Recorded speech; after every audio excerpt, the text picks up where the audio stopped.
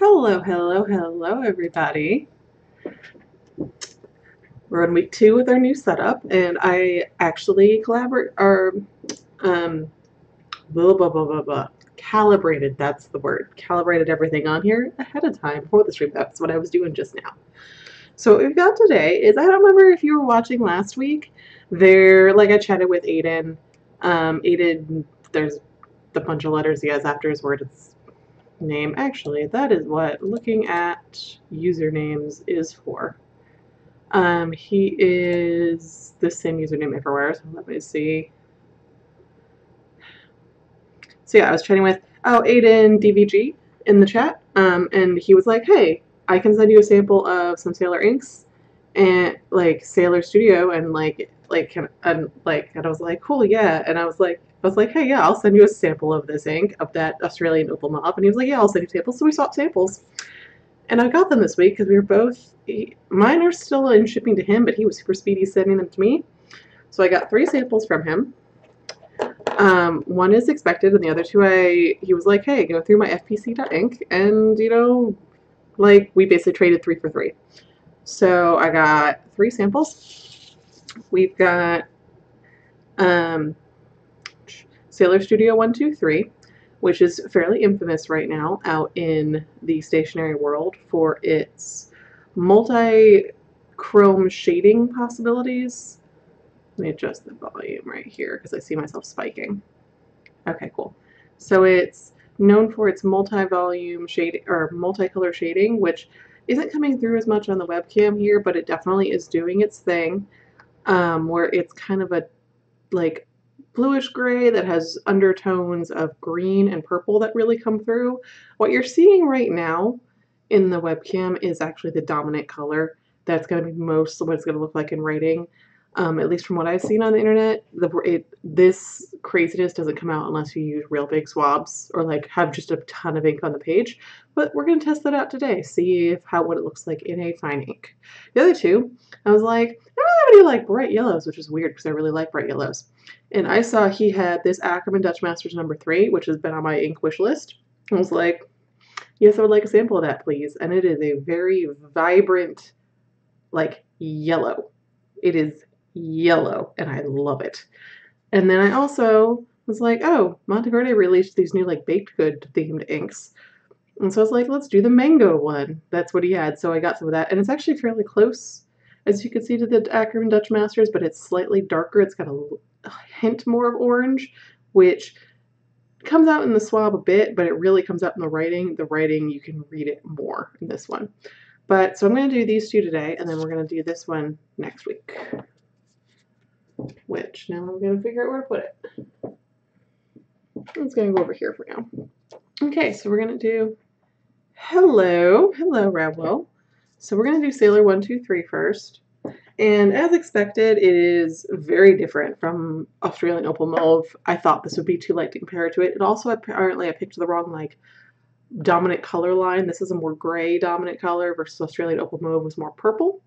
So I know there's another, like, one that people are all up in. It's like 6-2 or something like that. And that's like the purple with the multi-shading. So that's probably going to be more comparable to Australian Opal Mauve. This one's actually, surprisingly enough, fairly comparable to getting there. It's in here somewhere.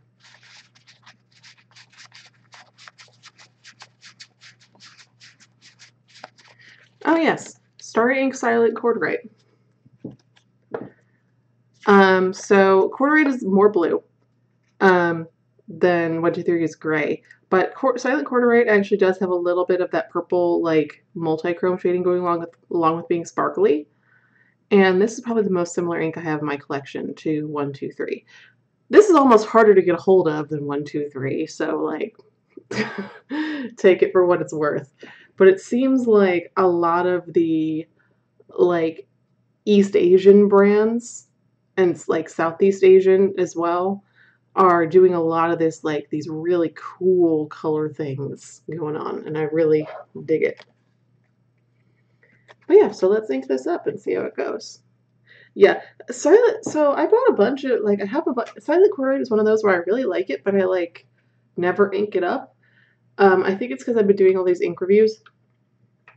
I feel like I'm inking up things constantly, but then when it comes to like actual writing things, I have been rather boring and like ignoring my bottles. So I've been consciously going back to my bottles of ink and using that to fill up my everyday writers because I have bottles of them. So that's fine, except for Jacquerbaume Bleu de Minuit. I actually used up that sample yesterday, refilling my Lady Schaefer. So yeah, let's see how it goes.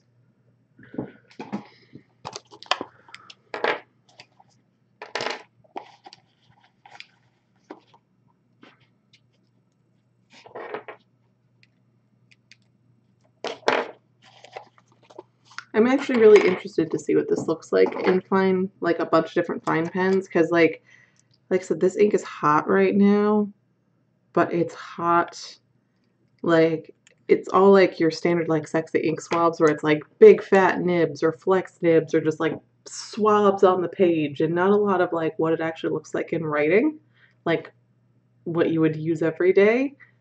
And also I want to see what it looks like on the Staples shitty paper because that's going to be interesting. It's probably just going to look gray, if I'm going to be honest.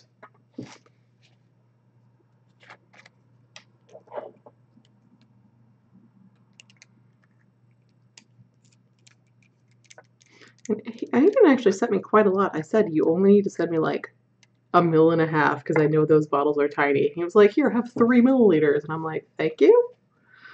That's more than I needed.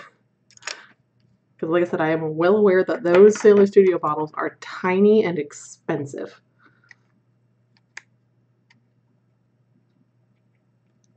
Which is part of the reason I haven't bought any.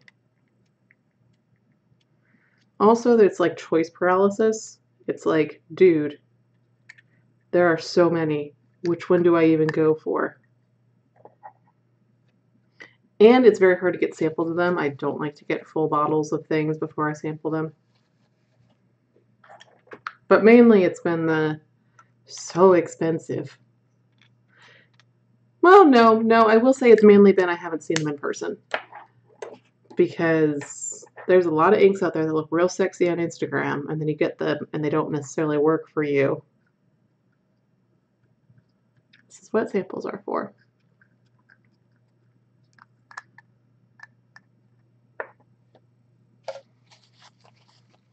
But seeing writing, there's not really online ink reviews are great. They are the best thing you can find if you don't have any ability to see these inks in person. And especially if there's not samples available. I always recommend using, if you have to buy online, look at a bunch of ink reviews and then get samples of it to see if it works for you, because inks work differently for most people. But if you're at like a pen show or something, if you see swabs, that's a lot better than relying on ink reviews.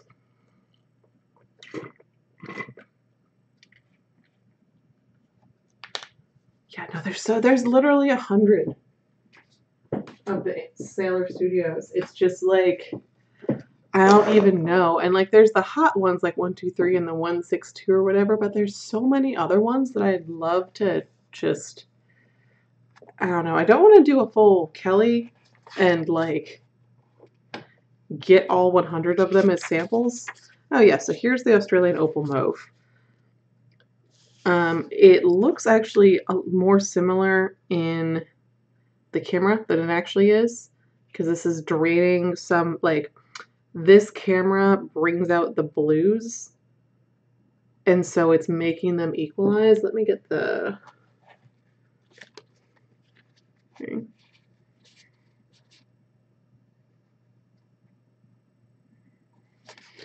Vinta's another one that looks really interesting. Where he was up here. Okay, so like it looks similar in writing, but that's because this is a full swab and this is writing. So when you actually compare the two, Australian Opal Mauve is the purple tone matches the purple tone that you get in the dual shading in 1, 2, 3. That matches. But the overall base color of this is like a blue-gray, and the base color of this is a purple-blue, dusty purple-blue. So they do evoke each other. They complement each other very well. If you wanted to do art or something or have like a themed inking of your pens, these two would be a good pairing. But this is not the comparable one you want for like if you're comparing this Opal Mauve to Sailor Studios. I actually found, I was looking through this earlier, that 1, 2, 3 is actually, I find, is good on a spectrum. Like if you place it between Mont Blanc Oyster Gray and Silent Corduroy, you get a nice like reflection. It brings out like if you were to mix Silent Corduroy and Oyster Gray, you'd probably get something like Sailor 1, 2, 3. Because that would balance out the gray and the blue, and you'd have the dual tones. I'm not going to actually do that because I don't want to waste Silent Corduroy to match this, because I like Silent Corduroy a lot, and it's hard to get. So, but yeah, it's interesting.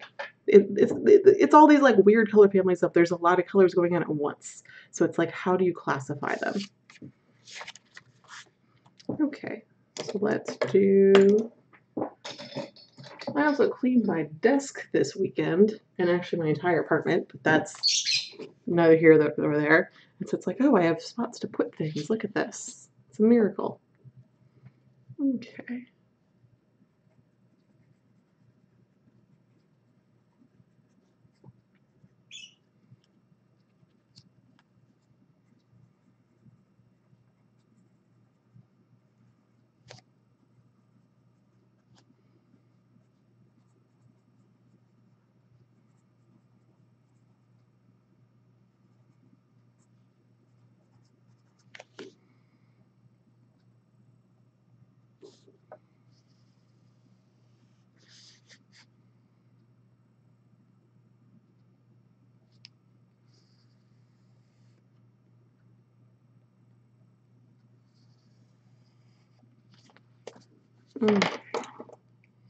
Oh, and then new washi tape border. It's the San Francisco Pen Show washi tape from that I got last year at San Francisco, because San Francisco Pen Show is next week. I'm not going this year. I do not have the money to go this year whatsoever. I also learned last year that because I'm on the East Coast, it's a 6-hour flight there and back, which is the same as like going to Europe for me. So it's like, that's a lot for a weekend. So I have decided that if I want to go back to San Francisco, but I want to do it when I can afford to spend like a week out there. So not just do the pen show, but also tourist in the area. Because the last time I like touristed and like last year going to San Francisco was the first time I'd been there to California since I was like 5 years old. So I want to like actually see a bunch of these things that I saw as a child as an adult.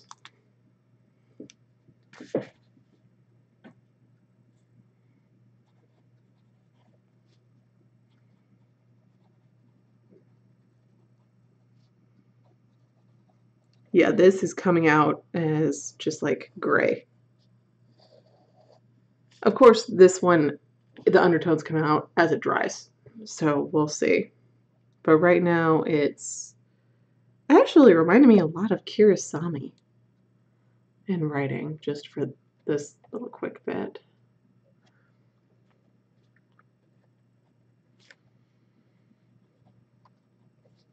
But when I compared, like I said, it's reminding me of Kirasami a lot. So Pilot Rush Suzuki Kirasami. But then when I actually compare the swabs of Kirasami is gray with pink, with like strong pink undertones, and this is a blue gray that has like purple, like, I don't know, third, fourth tones. So like they seem similar in that they're weird grays, but in the swab, but they actually don't match up to each other when you put the swabs next to each other.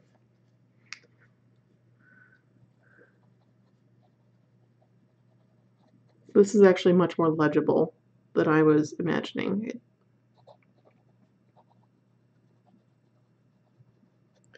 It is similarly like a lighter gray, like Kirasame, which is how I like my grays. I prefer my grays lighter. The really dark grays don't do anything for me. It just looks like I'm writing with a pencil.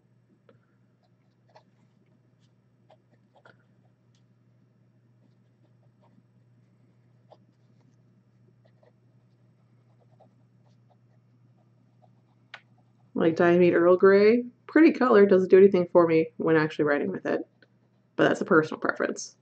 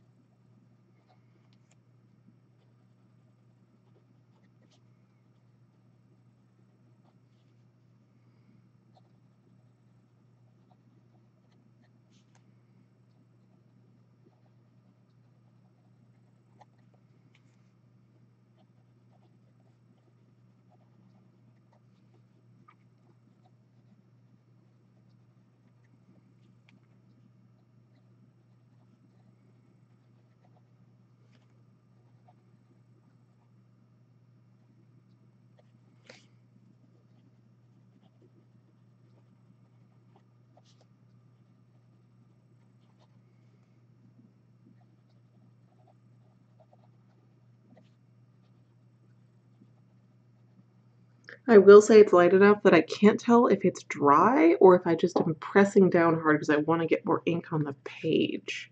Because that does happen with lighter inks. It might not necessarily be dry, but it's just so pale.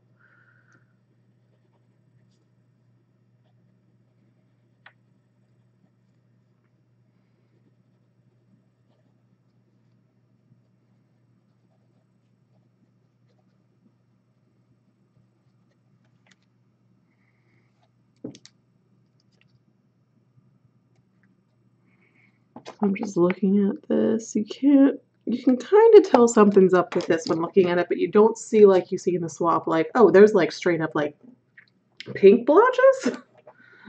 So let's see what it looks like in some wetter flow.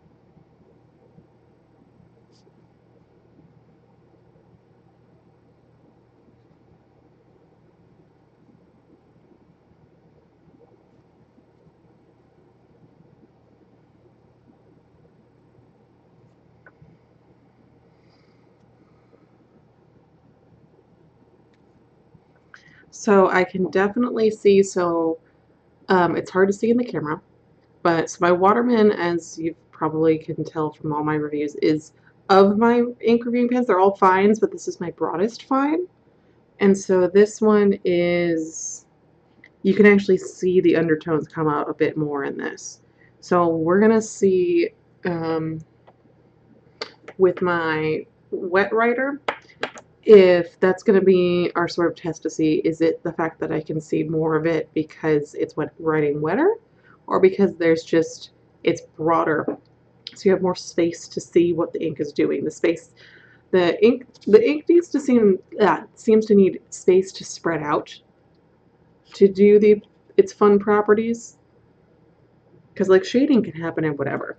So this is because this is technically, so this, the actual line it puts down is finer than this one, even though it's wetter. So we'll see. I'll see if it looks as pretty. Because right now this I can't, in the Parker 45 I can't really see any of the special stuff that makes 123 special. In this one I can. So like pen choice makes it, like, the ink is good, but pen choice is really going to influence whether it is like got that magical like triple shading, like multi-chrome thing going on, or like people call this triple shading. I'm calling it multi-chrome because that makes more sense as a descriptor because there's multiple colors. Actually, that might be a thing I want to. Well, no, I use multi-chrome as a tag for nail polish on mine. Yeah, maybe that's a good thing to tag. I don't know. We'll see. So let's see.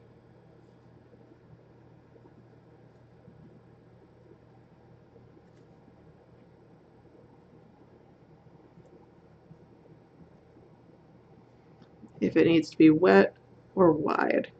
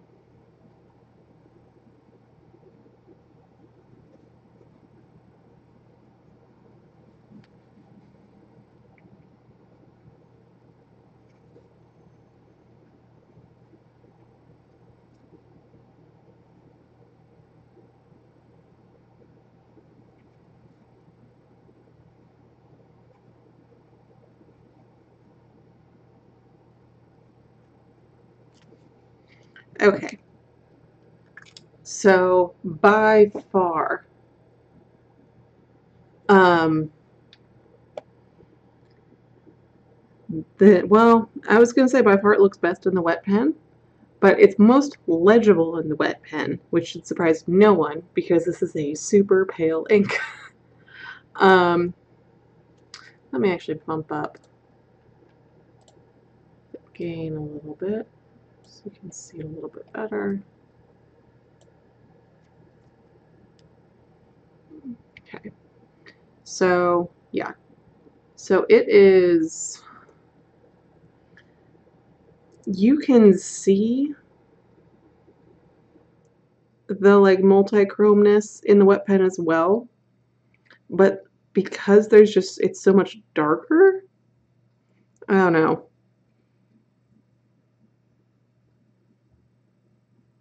This one definitely looks just like gray. This one you can see hints of the pink. This one you can see almost like the pink kind of glowing out from the letters, but it's just so much darker in general. It's just a completely different experience of the ink. So this is one, so you definitely need a wetter flow on it, but I don't know what a gusher is going to help it be legible. But I think you actually might want, this is going to help it be more legible, but it's just the effect is different between them. I wouldn't say they're better or worse. It's just a different effect between the two. You still got the effects of the multichrome in the fine pen, but it's different. This one looks more how it like looks in the swab versus this one. Yeah, it looks very different. I don't know. I'll stew on that and see how I feel. See if I can come up with better descriptions. I will also say I just took it out of the fancy bright light, and all my fun portion properties become a lot harder to see. So if you have good lighting, you can see all this stuff easily. But if it's like, say, every day, maybe not as much. So like if it's like your shitty office lighting or something. So this might be one of those that looks very good under very specific conditions. But other than that, it's just like, it's like with any ink that's fancy, you gotta like the base color. If you don't like the base color, all the other fancy stuff doesn't matter. Because you only get to see the fancy stuff every once in a while. Emerald of Chivor is like that, where it's like, okay, yeah, it sheens and it sparkles and it does some fun shading, but you need to have the right paper for it, otherwise it's a teal ink. It's a great teal ink, but you gotta like the color. And the sparkles aren't nearly as apparent on like shitty paper and stuff.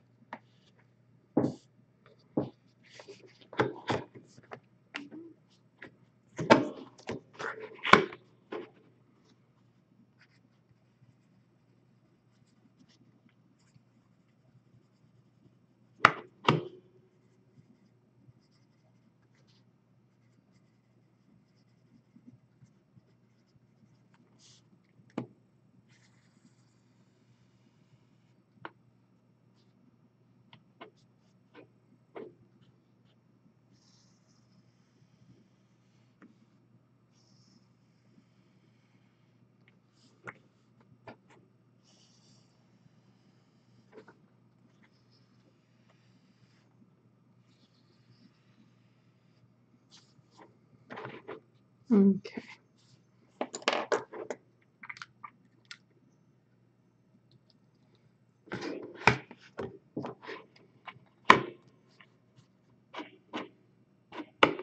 Trying to center it for you guys.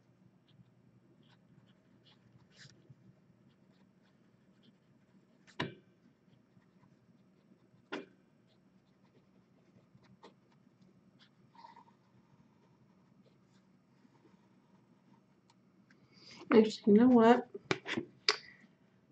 My trusty blotter is good, but I've been realizing that, like, especially in the summer, it only blocks like part of it. So I might go over and switch to, it's seen better days. Love you, Bromfield Pen Shop, but maybe not. So let's see if we can grab another sheet of paper, just like printer paper or something we can put underneath there.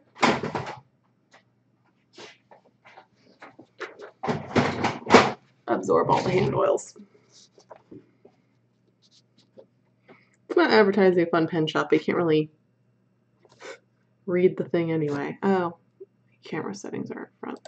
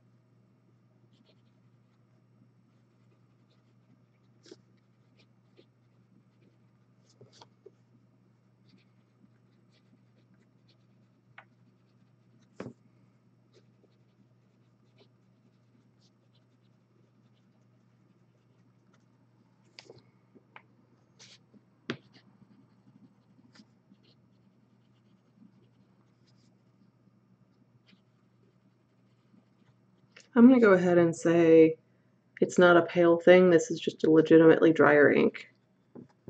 And by drier ink, I mean like it feels sort of normal. Like normal inks feel a little bit dry and like it. Well, no, it's slightly on the dry end.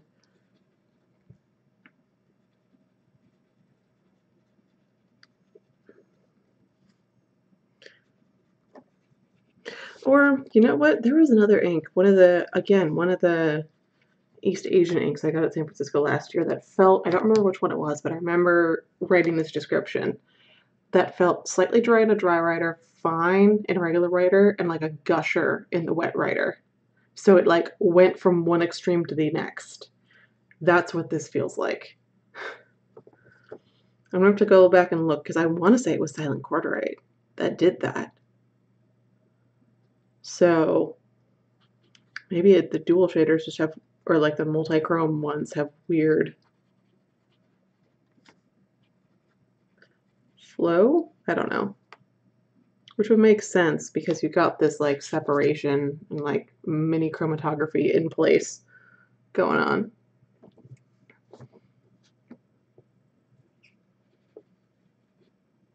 I keep wanting to write like Mare with a J for reasons I have no idea.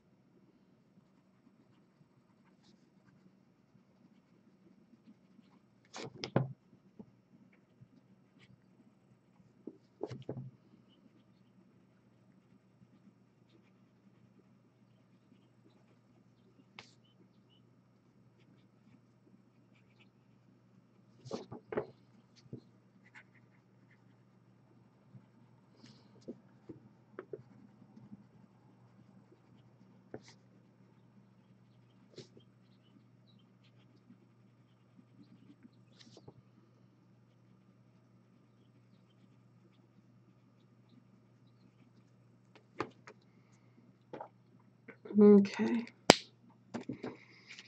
Yeah, I'm not seeing a lot of that dual shading here on the Kikuyo. So far, only seeing it on Tomoe River and coloring cards. Like I said, you need the right mix of things for these special inks in order to see the properties. And if that's what you use on a regular basis, or you like do art or something like that, that's cool. But like, I think it's important to see. I mean, this is what Kelly Mountain of Ink does a good job of. I modeled a lot of this after how she does her blog, because you're controlling variables. Controlling variables and giving people a chance to see what it looks like under multiple different circumstances.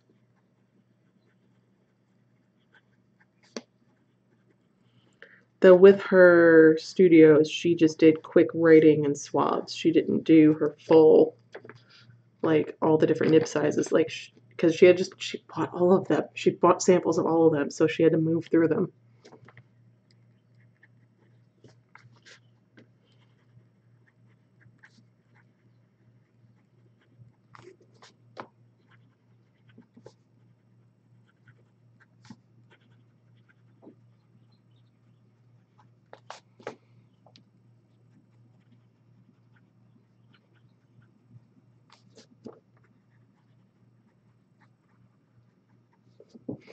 Okay, now I'm starting to see the fun properties even in on this paper.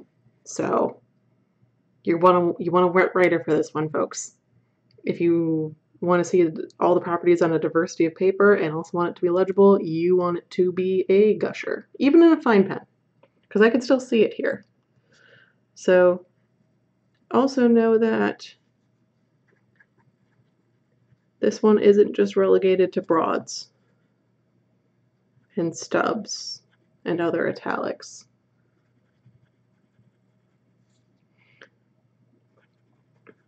Which is nice, because there are definitely people like me that just like don't use fat nibs. Like, I've had some in my collection before and then they just gathered dust. So I sold them because I wasn't using them.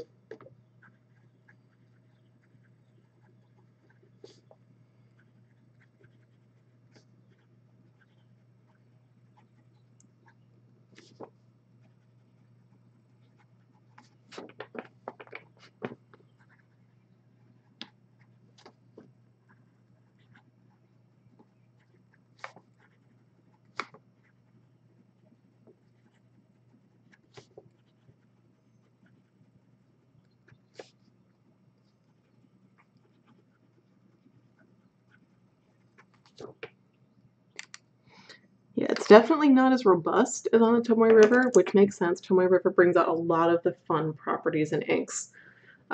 This is a more everyday paper, the Kikuyo. So it is definitely... I just realized this is all at an angle versus completely flat. Oh well, I've already adjusted the camera and made the little lines. Anyway, now I know for next time. So it's definitely not as, the effects aren't as pronounced on this paper. Definitely not. And you can see it's very pale. It's still legible, which is impressive, but I would definitely stick to wet writers with this one if you want to see any of the fun stuff and also have an easier time reading it. Now I'm going to do Rhodia.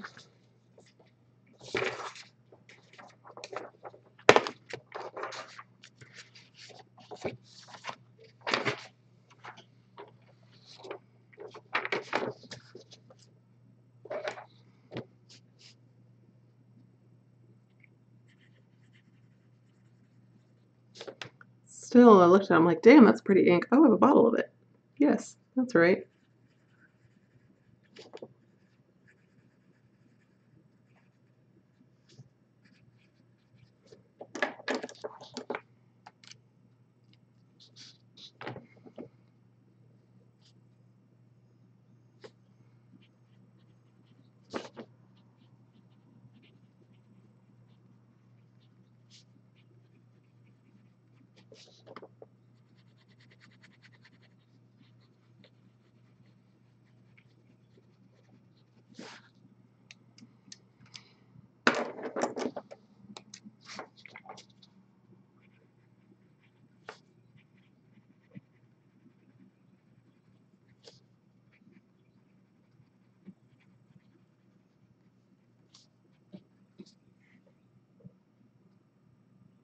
There's a bird outside my window ledge, just like knocking on my window. It's just chilling there, like it wants to come in.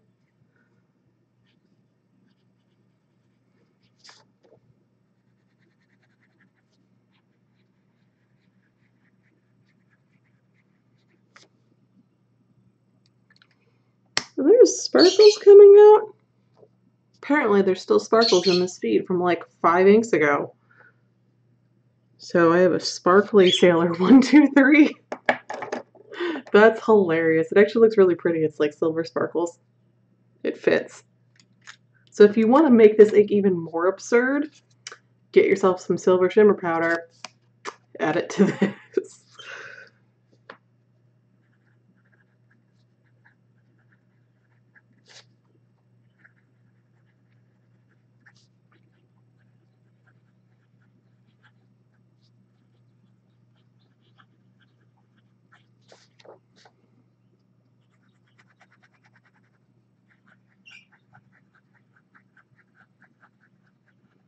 And then you can see the dual shading properties coming back out in Rhodia. Interesting. Kikuyo does not like the dual shading properties of this ink. Very interesting, because normally I very much like Kikuyo. Normally it's a pretty good standard for me. But you can see it in Rhodia. You can see it. Actually, I'm wondering, because it was writing kind of dry in Kikuyo. There's like a glitter clog or something, and that was the reason for it. Because it looks much better here. Happens. Yeah, because I've that's definitely a couple letters of sparkly 1, 2, 3. But yeah, you can definitely see the undertones in these two. Now I got shitty paper time, which I'm real curious to see how this looks in shitty paper. If sometimes the properties come out in shitty paper and it's very surprising, like you don't expect it.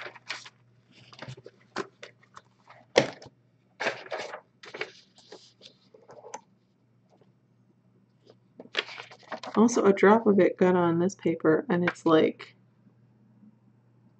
branching out green. I don't know. This ink is weird.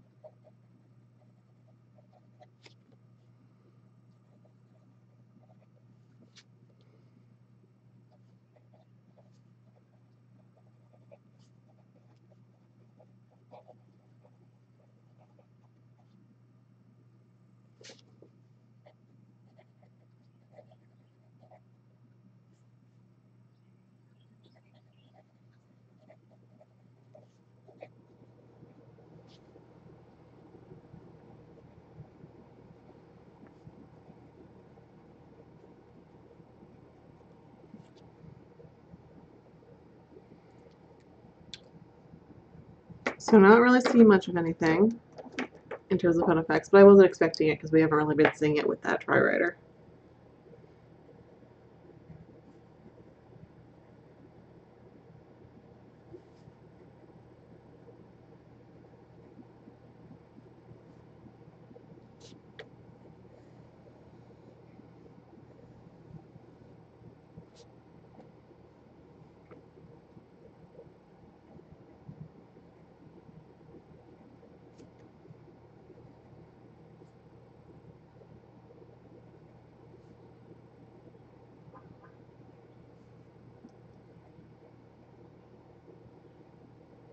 I don't know.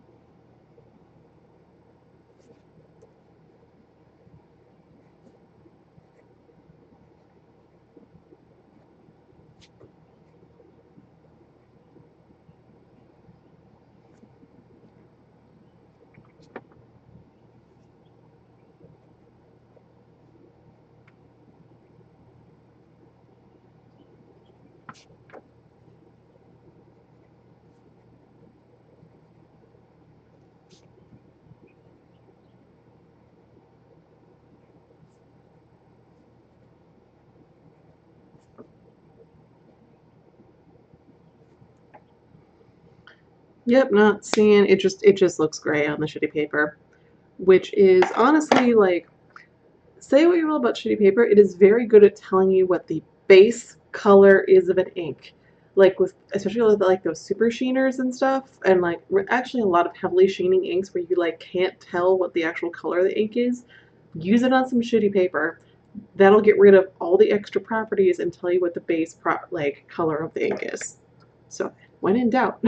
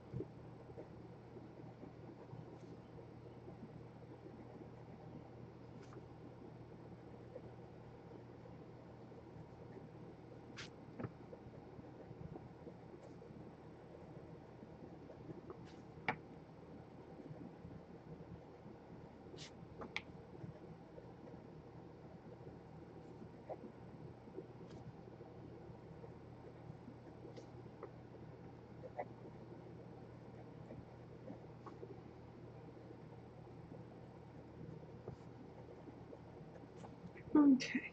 So yep, still looks gray. I will say it's trying to do its thing in the wet pen. It really is.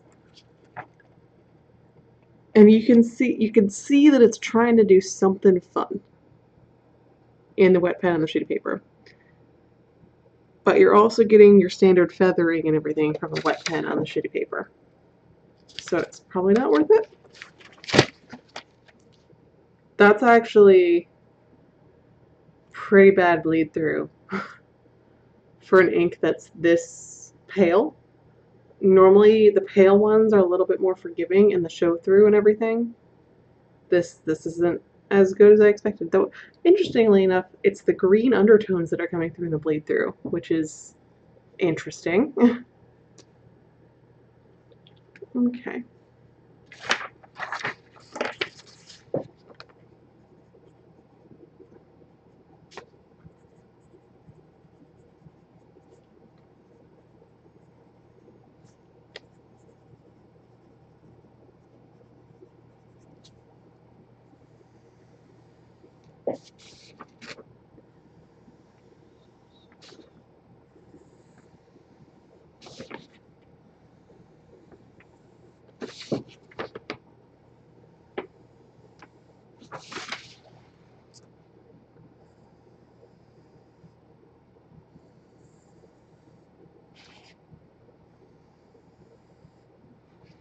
Cool.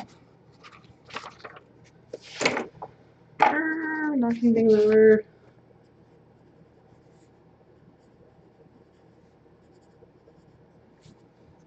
Okay. I'm gonna put some things over to the side. So yeah, my conclusion with Sailor 123 is that it really is best on a wet pen. Of course it's best on Tomoe River. Most things with weird properties are better on Tomoe River.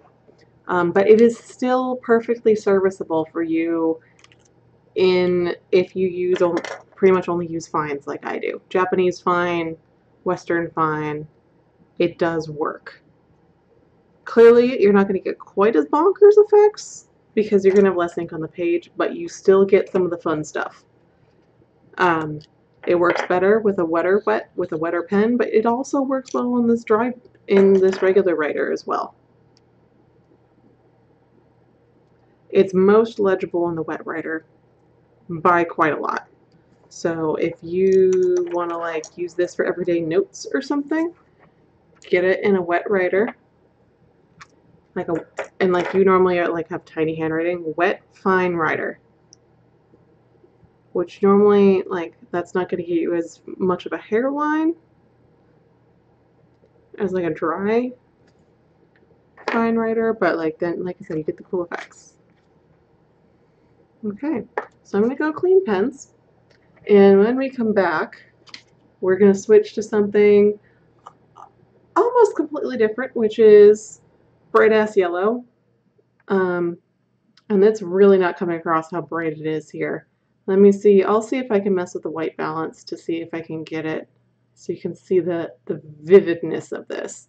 I found this, like, it just seems like cameras don't like this. Like my phone camera also couldn't really capture how obnoxious this is. It's really great.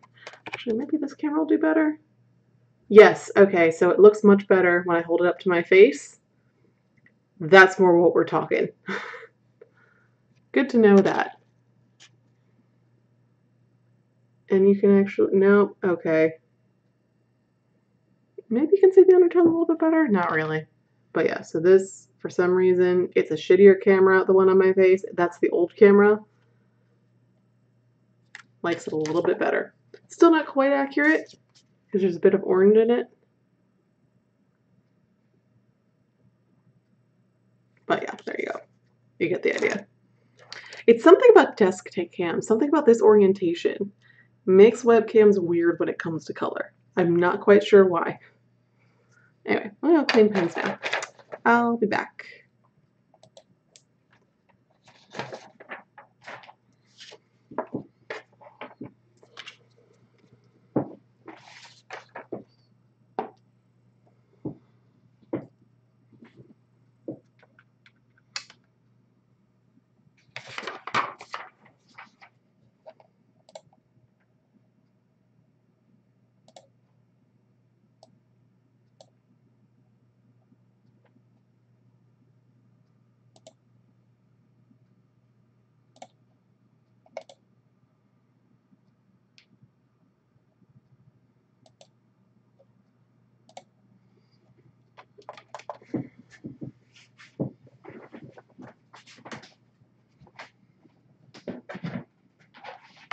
Good at you. Oh, yes, he is.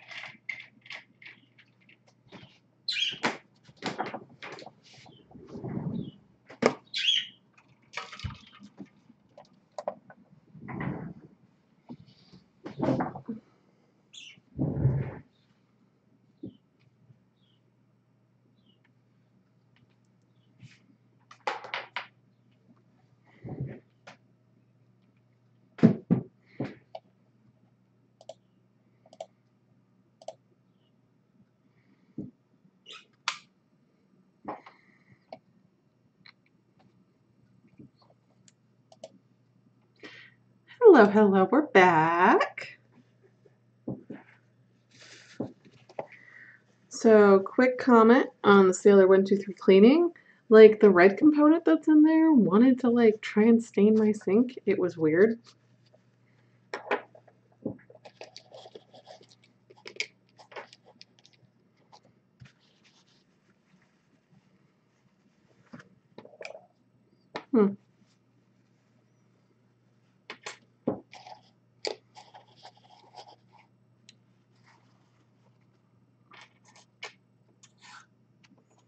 Come on, my nib friend.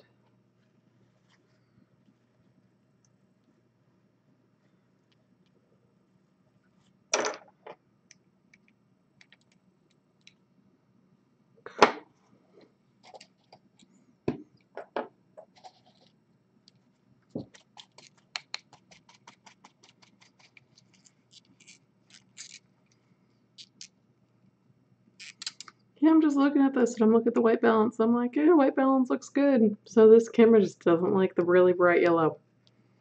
That's what scans are for. But yeah, this is a good yellow.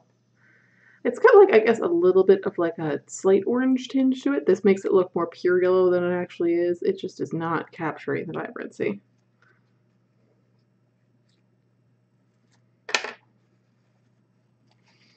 Okay. Let's make sure there's no water in the back. Because that's happened before. Especially for pale ink, like, or like, oh, yeah, well, it's not really pale. This is a super saturated yellow, but I don't want to accidentally dilute things. So that for yellow would say that it's less legible than it actually is. So yep, we've got this guy, our Akkerman Dutch Masters number 3. The bad thing about the Dutch Masters inks is that they're only available in giant bottles. Honestly, the most reasonable way to go about buying them, what am I doing? I don't know, I just like had a brain fart about how to properly fill a vial for some reason.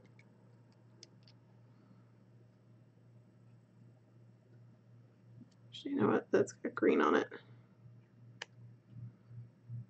Oh, I just got yellow all over my fingers. This is fine. Is maybe to, like, I guess, split a bottle, like buy the bottle and split it among like 3 people or something, or even more, depending on what the color is, because this is a great yellow, but I don't know anyone that needs like however big those bottles are. Let me actually Google that.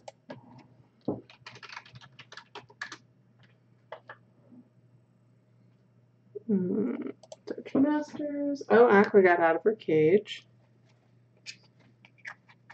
Or not out of her cage. So, okay.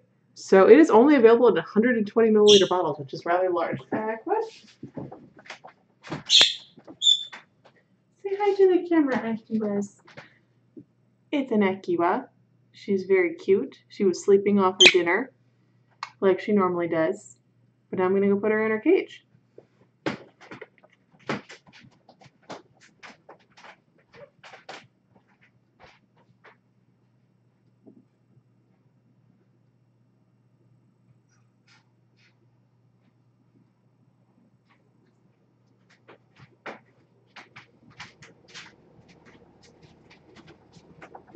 Okay. Cool. So yeah, these are only available in 120 milliliter bottles for $38. I would split that among 4 people, so you each get 30 milliliters. That seems more reasonable for like this color particular. I love yellow, but I don't know how often you're going to actually write with it. So okay, I filled that one. So let's fill the other 2.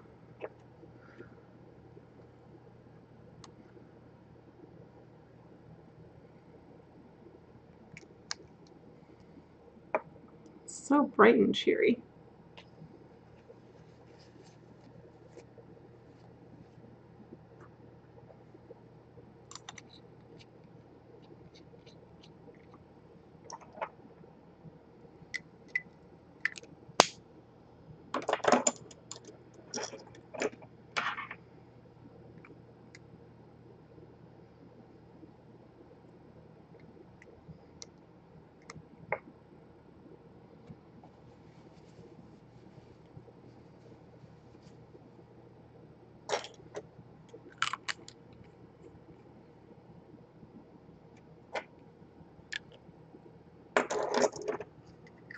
Okay, so let's go. Let's go see what this looks like. Oh, this needs...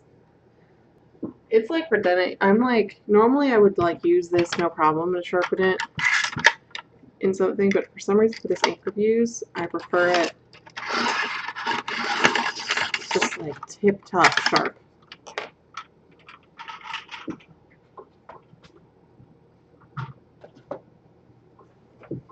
So you can just see that razor point.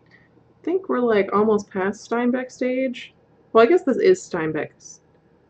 Well, Steinbeck's, I never got quite clarification about Steinbeck. Is Steinbeck stage like this when it's resting basically in the little nook, or when it's like just past this?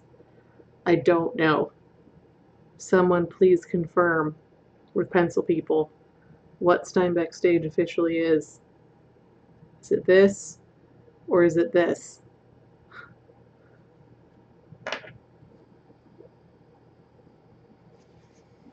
Okay, so let's get writing. Like I said, even though I cleaned like my entire apartment, that doesn't mean I don't still just generate all the chaos during one of these things. So you know, looking back at this, like when I'm not trying to look for it, it just reads as gray. It doesn't read as anything fancy or special. It just reads, the 1, 2, 3 just reads as gray. So it's got like some subtlety. You can look for it, and then all of a sudden you're like, wait, what? There's something weird going on. So maybe this might be a good like sneaky like work ink or something, where it's like quick glance, no one can tell something funky's going on. They think you're writing in pencil or something, but then it's like, oh, wait, it's actually bonkers. And we're using sheet of paper instead of block paper.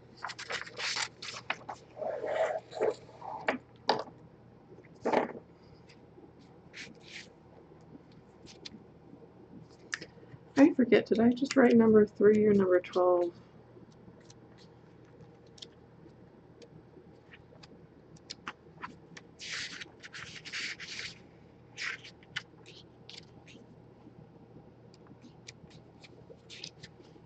I just wrote number 12 on there for the previous Dutch Masters I did. I wanted to know if I did numbers or not, because that saves me room.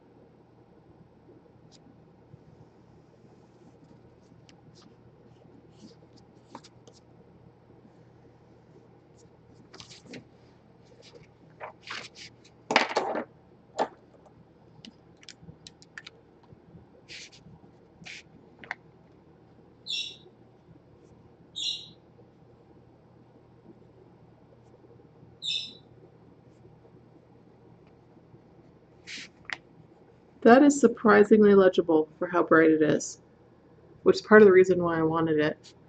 It's not, again, not coming across in the webcam because this is sucking a little bit of the vibrance away. Where was I actually? Okay.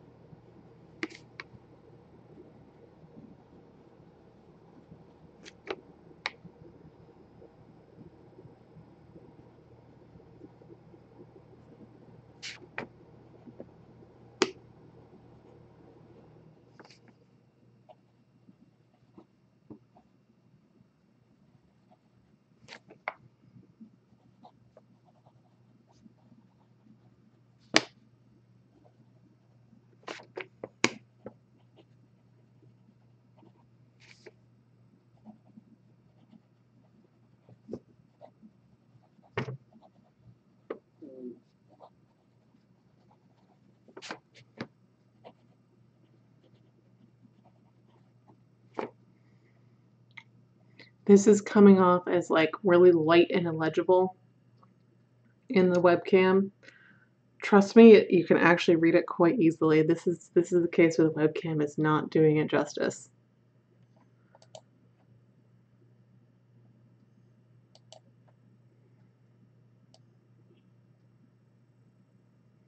Ooh, we're upping the color intensity. That's not actually helping.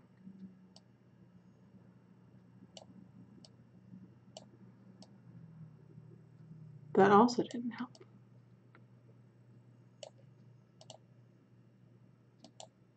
Oh boy. I just made it very dark. I apologize. What is happening?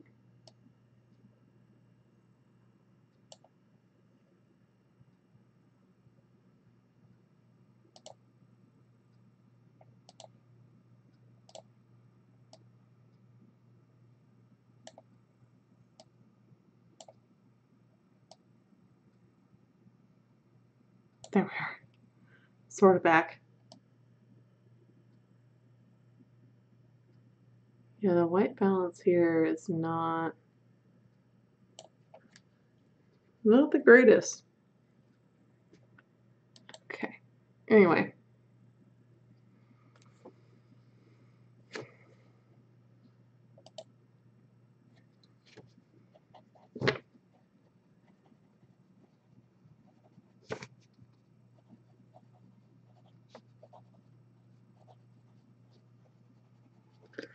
Just know that this is like actually really legible. It is not coming across in the webcam. Hopefully it comes through in the scans, is what I'm hoping, is what I'm really hoping.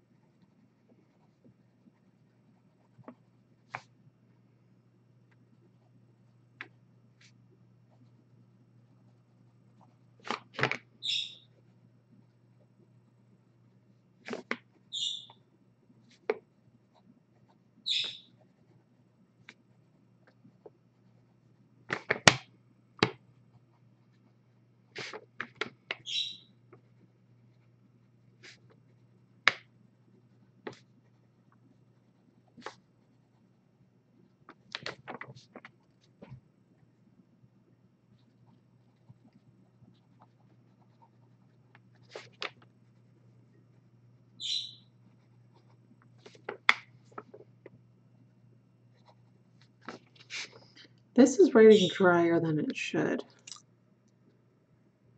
Wondering, is everything seated properly?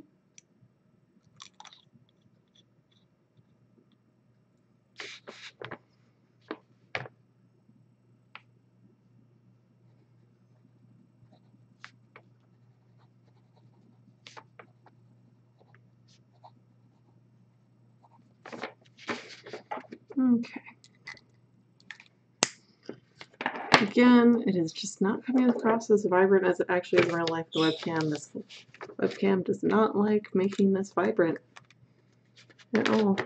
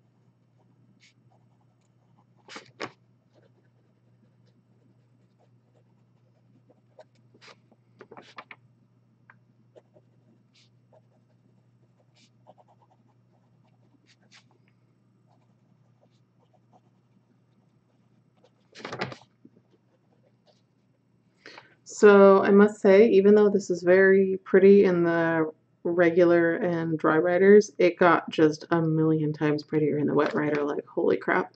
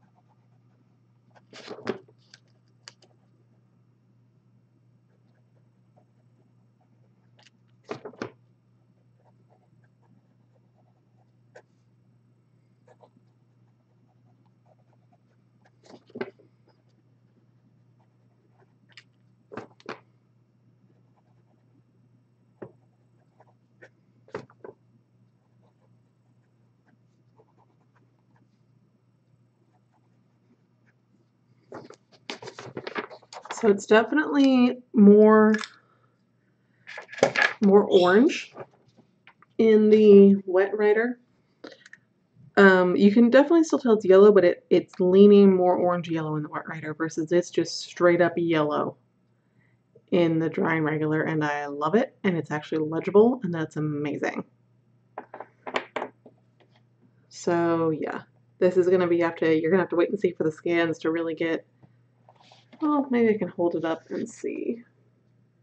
Does that look better? Kind of, not really.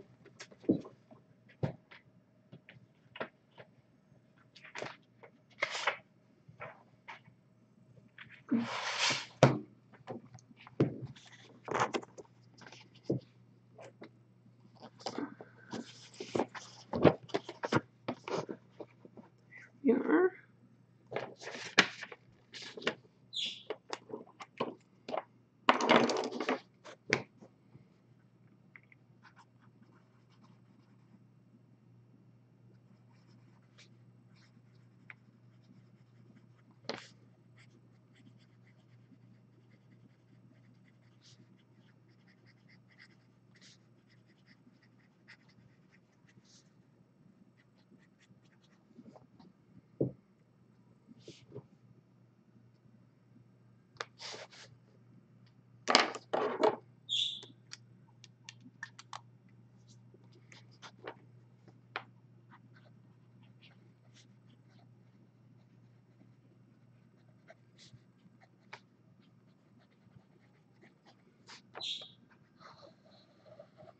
I must say, on the same page as that Sailor 123, this one just like makes this look so dull. Though I really do love the combination of gray and yellow. I think it looks great.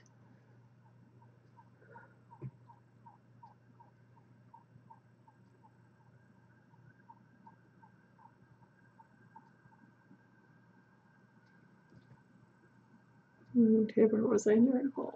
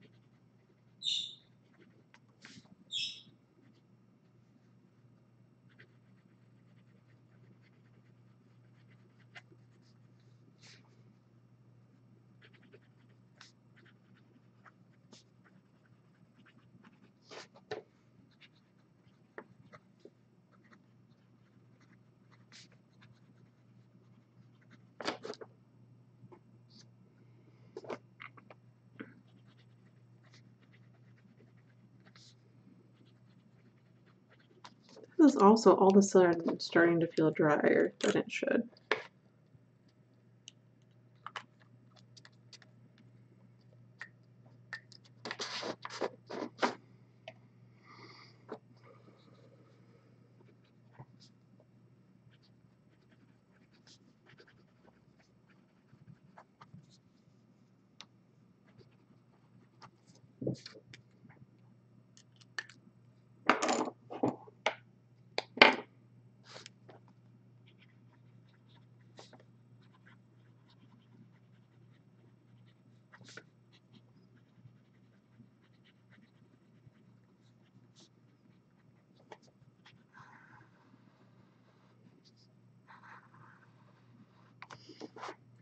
I was gonna say it didn't feel dry initially, but maybe this is just drier yellow ink.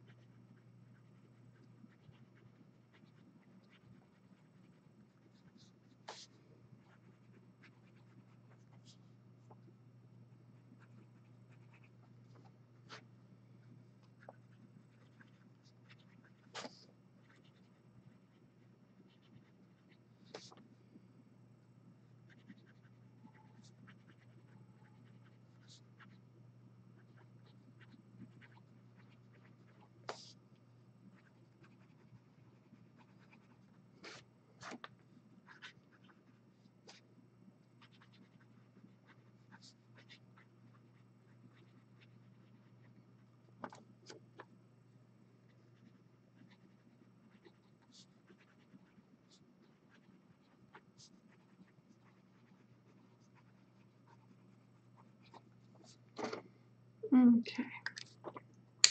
Still vibrant, but it's right and drier once I'm getting through the initial stuff in the feed from priming.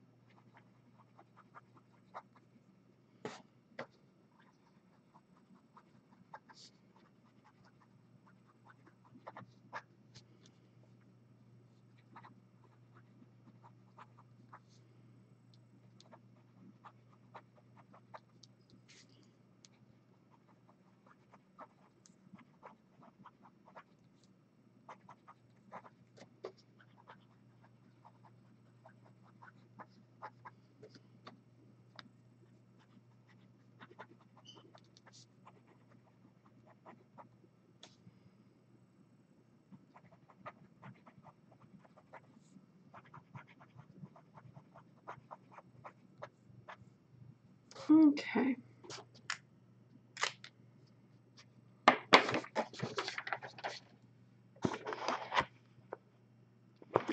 Again, it's by far the prettiest in the wet pen, but it's still very pretty in the other two.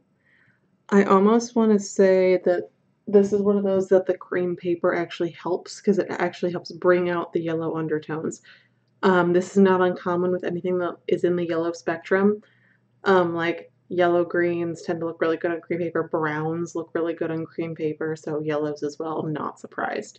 I remember the like the Jacquardon and Giarbon, like Ambre de Bourbonnais and Ambre de Baltique, both looked really good on cream paper. And those are more the amber sort of like in the like, this is more like a bright, vibrant, like yellow that's a little bit more towards orange, and those were a little bit more towards the brown end of yellow, like on the very narrow spectrum.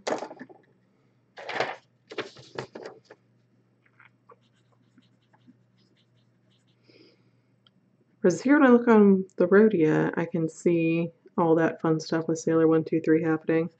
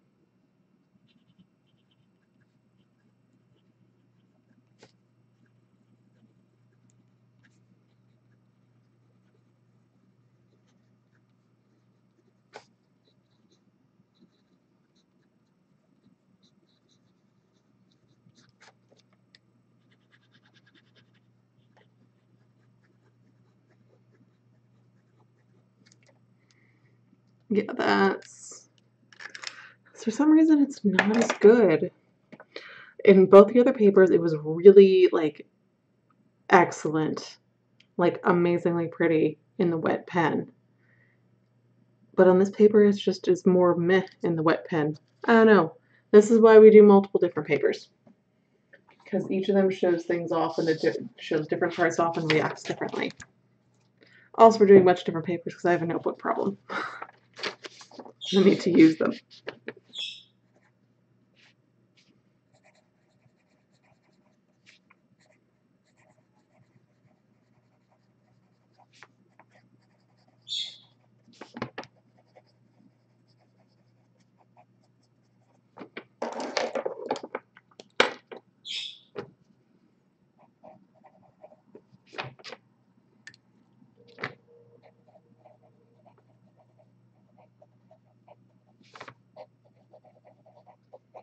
This actually is looking really, really good on the cheap paper. Of all things, that happens once in a blue moon. Things look really, really damn good on the cheap paper. That just happens sometimes.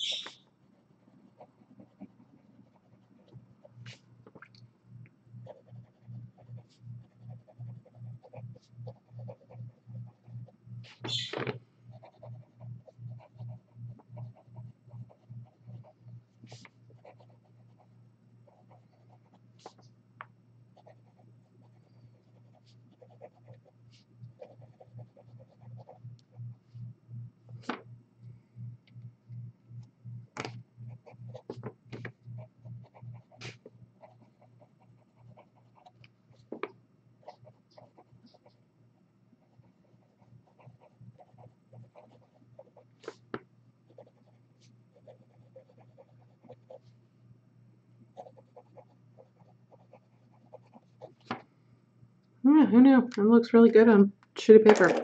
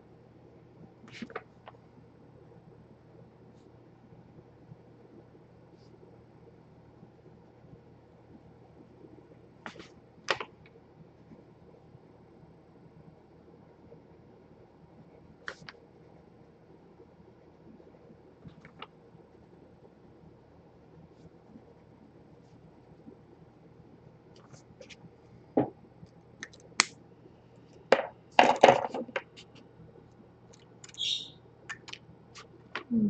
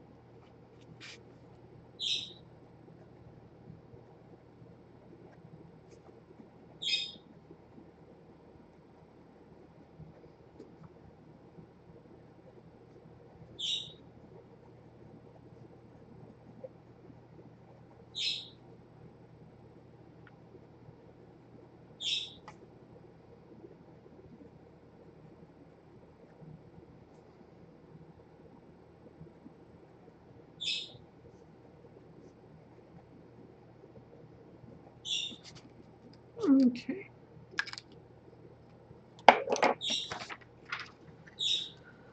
So yeah, that looks actually really good on the sheet paper. It equalizes though, like the wet pen looks just as good as the other two because you don't have quite like the build-up shading that you do. That is decent performance. So both looks good and behaves pretty well on the cheap paper. Wasn't expecting that. Not at all.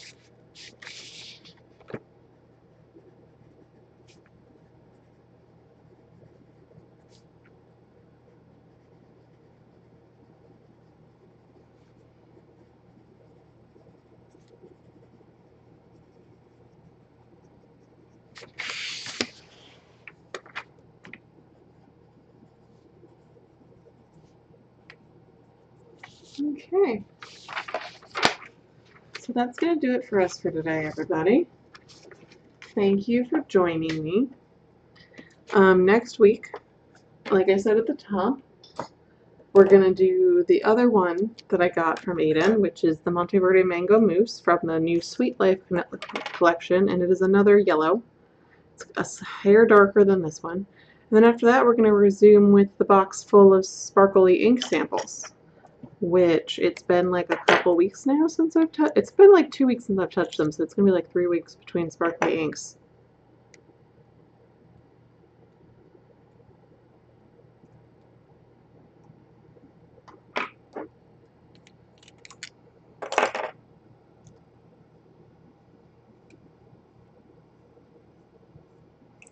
But that's okay. I just got a sudden influx of new inks for me to try, so that made it so I had to like do all the new ones. That's how I go, because if I don't do the new ones, it's similar to a task, like a to-do list management technique that I read about recently. I was like, that's what I do with my inks. It's like if you have like a massive to-do list and to-do list bankruptcy, instead of like trying to tackle the backlog, tackle new things as they come in. And then once you've done the new things, then go back and tackle the old things. Because then you're current. You're still current. You're not falling even further behind. And so it also allows you to prioritize what's that task even important in the first place. Because the other way it just makes you like chronically feel like you're like behind on everything, versus if you tackle the stuff that is today's stuff first and then go to the backlog, then you are not behind. Like you are on top of one thing at least. Anyway, so thank you for joining me. I will see you next week. And yeah, bye.